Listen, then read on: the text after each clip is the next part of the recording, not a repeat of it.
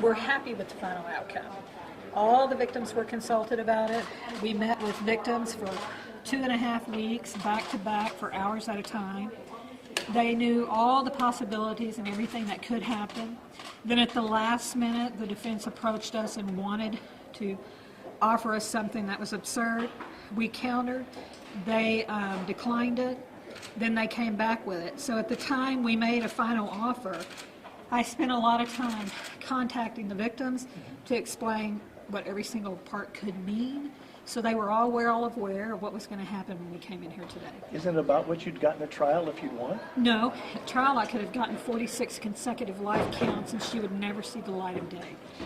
By our estimations, it's about 70-ish when she would have to be 72 before she's eligible for parole. Really a gut-wrenching day in that program today, Laura. Talk a little bit about, it's been a long time coming for these families to have this day. It is, and because we abide by the rules of professional conduct, actually today is the very first time that any of you have heard the facts of the case. And that is because we're really not allowed to discuss them until a time such as this or trial. It's also the very first time that the victims were allowed to be heard. And that's really what this day was about. It's helped them tremendously, as difficult as it was. And they were thankful for the opportunity. And what you should know is probably 15 years ago, victims didn't have this right. Victims would not have been heard.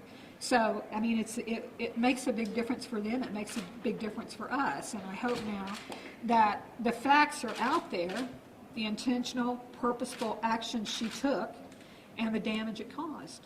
The range of process between the victims, some want her to burn in hell, others are ready to start the path to forgiveness, but I think it's very indicative of sort of the wide range and hundreds of things. I think Annette Turner summed it up the most, who can give forgiveness, but that does not mean she is asking the court to find her not accountable for her actions.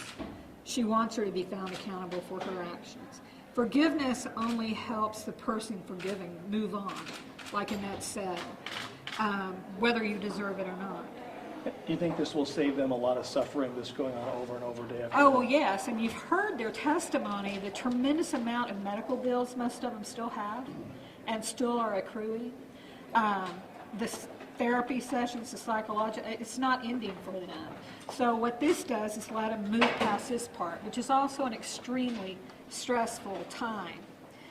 When you talk about it, there were two things important to me throughout this case. One was seeking justice for my victims. The other was making sure my communities would be forever protected from this criminal defendant. And the weight of that, the pain of the victims, and the fear of not representing the people well have been pretty overriding. So since October 24th to now, I am very glad we've resolved it. I think we would have easily prevailed at trial. I don't think they would have at all. What you say that it was a back and forth, how last minute was this? This was last minute. I was in the middle. Last night? No. It was in between two live meetings with victims, getting them ready. On my lunch hour, which is the only time I had available, that he came to speak to us. Yesterday? And that would have, that would have been a week ago now. And since that time, getting the impact statements ready, because obviously impact statements weren't going to be read until formal sentencing after a trial. So I contacted the victims and were saying, we need it now. So they had very little time to do what they so wonderfully did. I want to say to you, this case is not about mental illness, because you're going to go downstairs and that's what you're going to hear. It's offensive to equate criminal defendants and their actions with the mentally ill.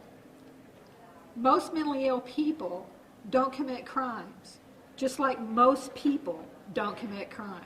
So I find it really offensive to equate mentally ill people with criminal acts and use that as a defense or an excuse. She was not insane at the time she did this. She knew the difference between right and wrong. She saw the barricades. She saw the motorcycle. She saw the people. And keep in mind, Dr. Stone's face remained within inches of hers for the entire way through the intersection. She cried for herself. When she read her statement to the court, she shed not a tear for one victim through all the other impact statements, which most people had a very difficult time getting through, not her. Just spell your name. My name, Laura, Laura, Austin, Thomas. Yeah. Anything else? No, Laura, thank you. Okay, thank y'all. Thank you very much. Congratulations.